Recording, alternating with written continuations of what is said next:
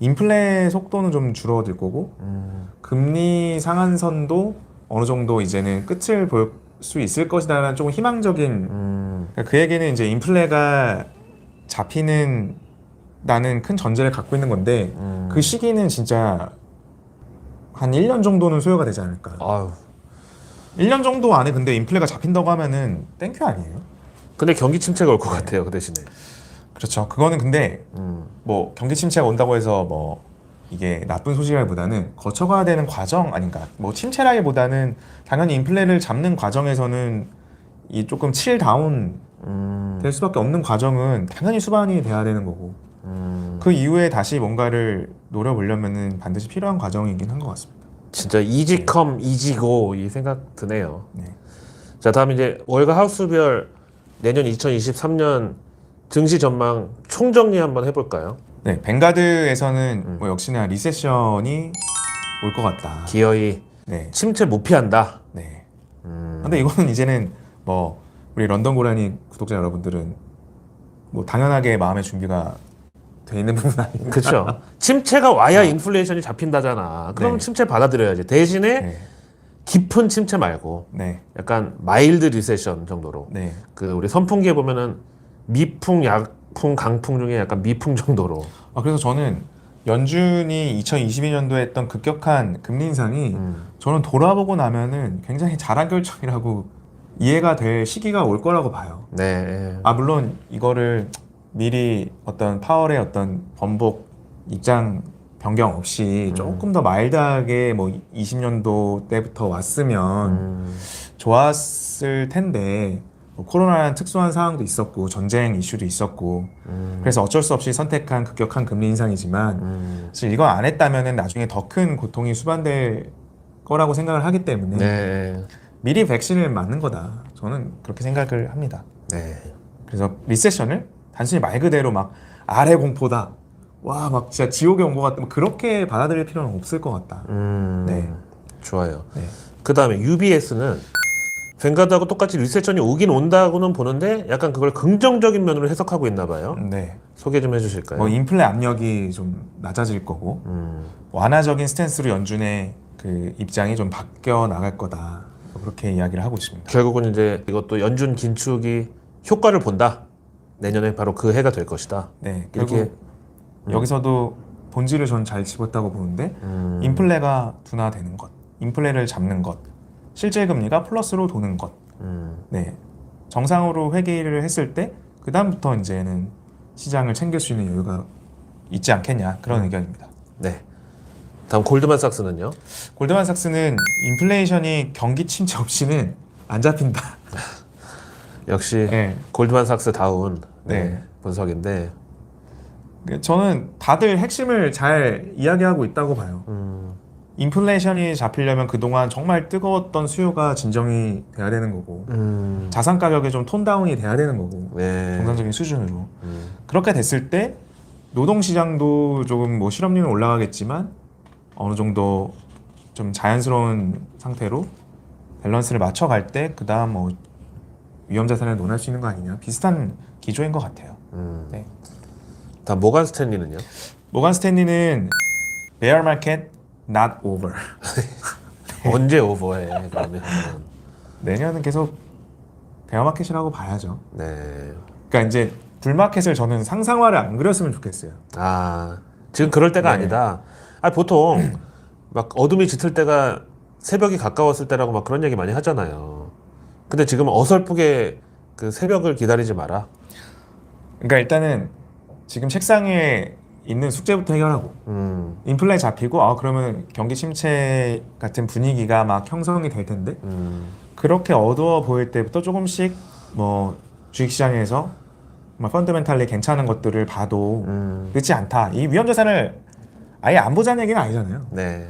그러니까 조금 더 어두울 때 그 빛을 진주를 볼 수 있도록 상황 파악은 제대로 하고 있다. 그림을 그리지 말고. 그림과 꿈과 희망을 너무 그쪽에 집중하지 말자. 네. 일단 현실 눈앞에 있는 숙제부터 처리하자. 네. 그다음 이제 TD 아메리트레이드 시큐리티즈. 네. TD 시큐리티에서는 아까 JP 모간에서 본 것처럼 즉 기업이익의 좀 하향 조정, 네. 뭐 10% 정도. 저는 10에서 많으면 20%까지도 감익이 될 거라고 보는데 20%까지요. 예. 뭐 그로 인한 좀 경기의 경착륙 분위기는 조성이 될 것 같다라는 의견입니다. 조금 베어리시네요, 여기는. 네. 네. 그다음에요. 야누스 앤더슨에서는 뭐 낙관론이 뭐 시장을 조금 기대하게 할 수는 있지만 그러니까 저는 이런 게 싫은 거예요. 어떤 거냐면 이걸 경계해야 되는데 22년도가 안 좋았기 때문에 23년도는 좋을 거야. 이렇게 그리면 안 되고. 그러니까 그거는 올해가 안 좋았기 때문에 내년은 좋을 거야. 이런 어떤 근거 없는 뭐 이런 것보다는 좀 희망론이 있을 수 있지만 지하실 밑에 150m 안반수가 있다는 거를 네. 근데 좋은 거 아닌가? 150m 그러니까 안반수 이게 먹으면? 경기가 안 좋다고 해서 리세션이라고 해서 네. 우리가 기회가 없다는 얘기는 또 아니거든요. 네. 네. 불경기에도 정말 꽃을 피웠던 기업들이 있어요. 뭐 예를 들어 뭐 유니클로라든지, 뭐 돈키호테 이런 뭐 일본의 걔네는 뭐 20년 불황이라면서요. 그 안에서도 이제 쉽게 말해서 살려면 살거든요. 그러니까 적자 생존. 어려운 환경에 맞춰서 또 자라나는 기업의 형태들이나 트렌드는 있기 때문에 그런 것들을 보면 되지 뭐 이게 다들 우울감에 빠져서 너무 글루미하게 생각할 필요는 또 없다라고 생각이 드는 거죠. 단 조심해야 되는 거는 위험 자산 자체에 대해서 너무나 희망론을 전반적으로 갖는 것은 정말 경계를 해야 된다. 그런 것들이 뭐 여러 IB 의견들을 보더라도 좀 일치하는 부분 아닌가. 예. 네. 그다음 드비어 그룹에서는요.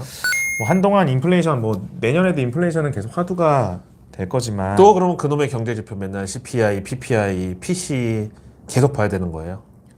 근데 안 봐도 그냥 높지 않을 수는 아니고요. 실제로 보니까 네. 진짜 높은 거랑 높겠지 네. 하는 거랑 또 금융시장에서 받아들이는 게 다를 텐데. 근데 결국에는 이게 IB 의견들 이제 상세히 좀 보면은 이 주식시장뿐만 아니라 다양한 자산시장에 대해서 조정이 일어날 거다라고 이제 톤다운이 될 거다 하는 의견들이 있는데 그걸 놓치지 말아야 될 게 미국에서도 뭐 렌트비라든지 주거 관련된 비용들이 좀 드라마틱하게 내려와줘야 인플레 지표들이 조금 더 본질적으로 개선이 될 것 같거든요. 미국의 렌트비라든지 전반적인 주거 관련 비용들 이런 것까지 사실 톤다운이 확실해져야 조금 의미 있는 인플레가 내려왔다고 좀 이야기할 수 있지 않겠나. 뭐 단순히 WTI 유가가 이번에 좀 지난 분기 조정 받았으니까 CPI 괜찮을 거야. 뭐 이런 거는 너무 약간 뭐라고 해야 되지? 알겠어요 무슨 얘기인지. 네, 무슨 말씀인지 알죠? 네. 네. 지금 누가 봐도 베어마켓인데 인플레이션 때문에 베어마켓이니까 인플레이션 관련주는 괜찮을 거야. 막 이런 생각이 좀 위험하다는 거잖아요. 그렇죠. 네. 크로스마크 글로벌 측에서는요. 여기서도 뭐 크게 다르지 않은 건데 좀 매파적인 금리 인상 기조, 공격적인 금리 인상 기조가 결국에는 경기를 좀 침체하게 만들 거다. 근데 여기서도 좀 잊지 말아야 될 게 그래서 뭐 경제가 폭삭 주저하는데 이거보다는 분명히 톤다운이 필요한 시기는 맞아요. 네. 잠깐 좀 에어컨 좀 틀었다가 좀 추워지면 좀 다들 이제 잠 좀 깨면 정신 차리면 천천히 다시 밑그림을 그려가는 시기가 올 거다. 여기서도 분명하게 얘기하는 게 타겟 인플레이션 2%? 야, 이거는 너무 네. 원론적인 얘기 아니야, 이거? 한 2%뭐 누가 모르냐고요. 연준 인플레 목표치가 2%대 아는데 그게 지금 너무 현실하고 격차가 커가지고 올해 5월 달에 CPI 9% 찍었는데 이게 내년에 당장에 2%를 떨어지면 그것도 어디 크게 잘못되는 거예요, 진짜. 근데 장기적으로 그렇게 와야 맞지 않겠습니까? 그러니까 너무 근시안적으로 보지 않았으면 좋겠어요. 우리가 지금은 모든 국민들이 네. 주식 트레이더가 된 것 같아요. 트레이딩 부서가 된 것 같아요. 어. 내년에는 실적 주시장 좀 뭐 인플레가 조금만 낮아져서 베어마켓 랠리가 나와서 수익을 얻어야지. 뭐 이런 우리가 모든 트레이더가 아니잖아요. 진짜 진짜 제 유튜브 댓글에도 보면은 네. 진짜 좋은 댓글 써주시는 분들도 많은데 정말 자기만의 뇌피셜로 댓글을 막 이만큼 써가지고 내가 봤을 땐 이거야 하면서 막 그 누굴 가르치려는 그런 약간 이게 사실은 어떤 자존감이 본인이 좀 확고해야 투자도 잘할 수 있는데 어디서 자꾸 시장에서 자기만의 그 철학을 인정받으려는 그런 무리한 시도는 사고의 유연성이 떨어지는 거고요. 또 그렇게 정말 말도 안 되는 뇌피셜로 막 나를 가르치겠다, 뭐 너는 이것도 모르냐는 식으로 댓글을 써놓으신 분들이 꼭 보면 자기가 좋아요 자기 거 하나를 꼭 눌러놔요. 아무도 안 볼 시간 새벽 3시인데도 나한테 투표. 네. 그런 걸 보면은 이제 좀 그런 걸 좀 지양해야 될. 이제는 그 지난 코로나 팬데믹 이후 유동성 장세가 아니기 때문에 내가 막 시장을 맞추겠다, 내가 내 뜻대로 이끌어가 보겠다 이런 거 안 통합니다. 그래서 저는 이 상식으로의 회귀의 기간이 조금 더 필요한 것 같다. 네, 인플레가 정말 적정한 수준 2% 너무 심한 거 아니야? 그냥 2%가 정상적인 그림이거든요. 네. 정상적인 경제 활동을 하면서 적정하게 그만큼 물가가 서서히 올라주고 소득도 같이 실질 소득이 증가해야 사는 의미가 있는 거 아닙니까? 그 시기로 돌아가야 그다음 뭐 위험 자산을 좀 남은 잉여 어떤 자본을 갖고 해볼까 이렇게 선순환이 돌아야지. 그 시기로 가지 않으면 사실 뭔가를 논하기는 좀 저는 어렵다고 봅니다. 사실 실물 경제에서는 조금 상상하기가 힘든 게 만약에 미국에 다시 인플레이션 2%대 시대가 온다고 해서 우리 삼계탕 값이 다시 6,000원이 되고 짜장면이 4,000원이 되고 이런 시기가 올까요? 지금 PC방 값도 1시간에 2,500원 하더라고요. 아 진짜요? 네. 500원짜리 이런 거 없어졌나요 이제? 네, 요즘은 PC방도 뭐 2,000원, 3,000원 하기 때문에. 네. 그러니까 이게 뭐 그만큼 우리나라 이제 국민 소득도 증가하면서 서비스 값도 적정하게 올라주는 게 이제 맞지만 그걸 이제 초과하는 시대에 사실 살았잖아요. 부동산 가격만 보더라도 뭐 주가도 마찬가지고요. 그렇죠. 네. 어느 정도 조정과 좀 정리는 필요하다. 네, 맞습니다. 그렇게 봐야 되겠죠. 네. 정말 대한민국에서 저한테 제일 먼저 이 테슬라라는 기업에 대해서 소개하고 그야말로 테슬라 홍보대사 역할을 벌써 4년 전부터 해왔던 이 한동엽 팀장인데 요즘에 이 테슬라 때문에 많은 분들이 진짜 고통을 받고 있거든요. 여기에 대해서 조금 어떻게 테슬라의 국내 최초 어떤 그 프론티어 정신을 가지고 그 주식을 좋아했던 기업을 좋아했던 분들로서 지금의 상황을 좀 어떻게 봐야 될까요? 사실 뭐 테슬라는 뭐 제가 뭐 초기 투자자는 아니고 19년도 하반기부터 이제 봤었는데요. 지금 수준 주가로 하면 100달러도 안 됐을 때죠 그때.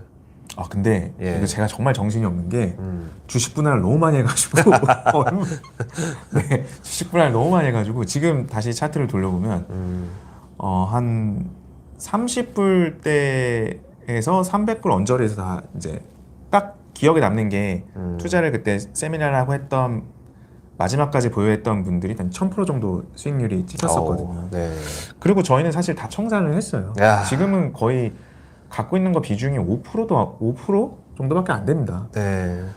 그래서 저는 테슬라에 대해서 좀 말씀을 드리고 싶은 건 역시나 너무 상상화를 많이 그리지 말자.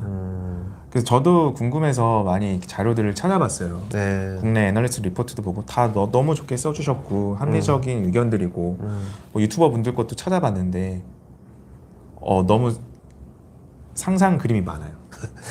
테슬라는 그 보통 테슬람이라고 하는 그 테슬라를 정말 종교처럼 믿고 따르는 그분들이 얘기하기를 우리 테슬라의 주가는 무슨 PER, PBR 이런 걸로 따지지 않습니다. PDR이라는 게 있대. 그래서 가운데 D가 뭔가 했더니 dream, 네. 꿈의 배수를 테슬라에다 적용해야 된대. 자, 한 가지만 예를 들어볼게요. 네. 테슬라는 이걸로 요즘 상황을 정리할 수 있을 것 같아요. 일론 머스크가 트위터를 인수했잖아요. 예. 근데 일론 머스크는 단 한 번도 제가 트위터를 인수한 이유가요.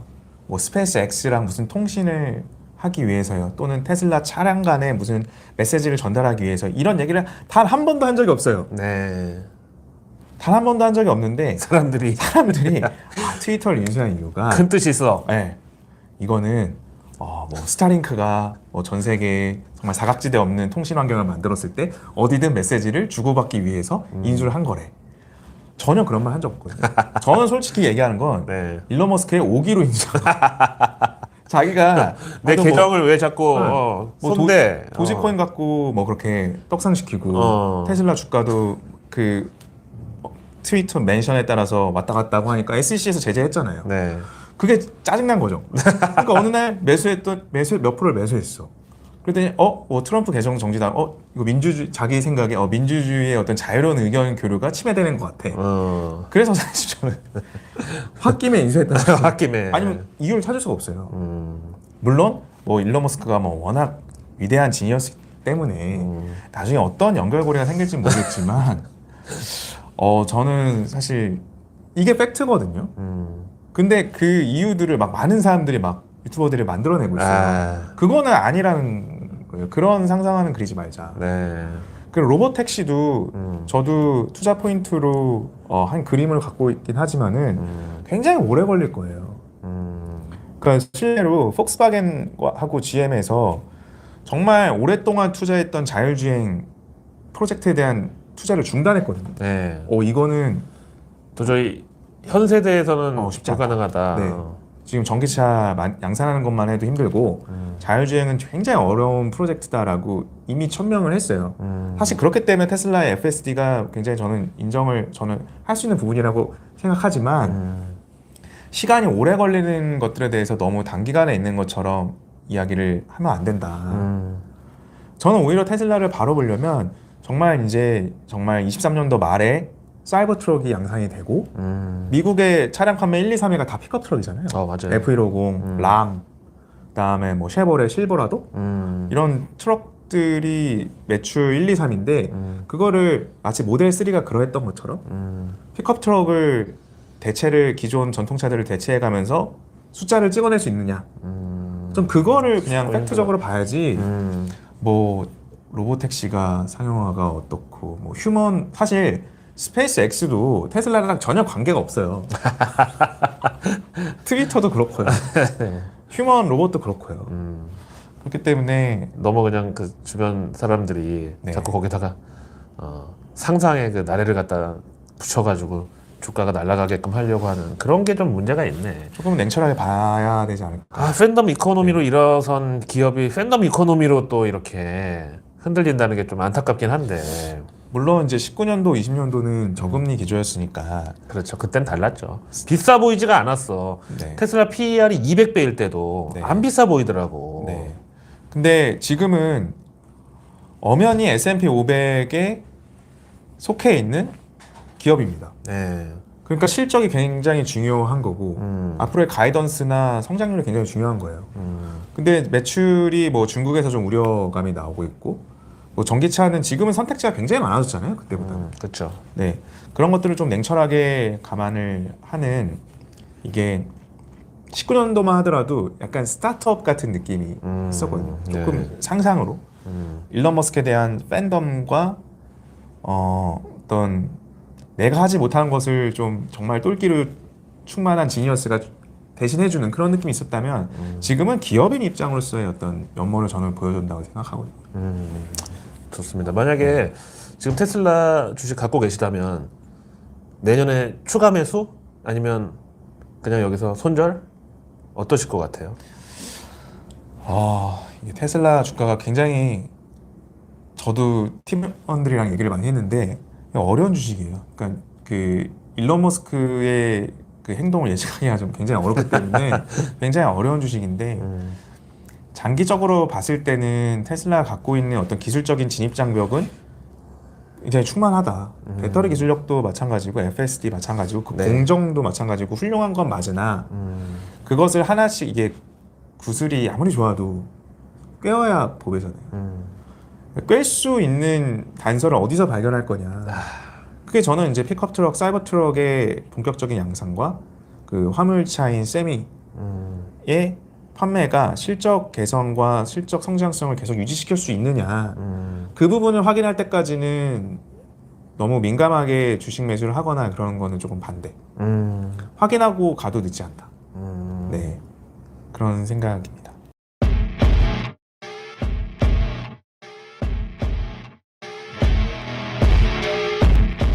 기다리고 계셨어요?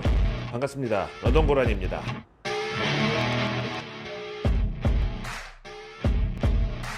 자, 오늘 저와 함께 2023년 증시 전망 그리고 투자의 기회에 대해서 얘기해 주신 한동엽 팀장님께 인사드리고 저희도 새해에 신년회 네. 한번 할까요? 네, 좋습니다. 네, 그럼 이만 여기서 물러가겠습니다.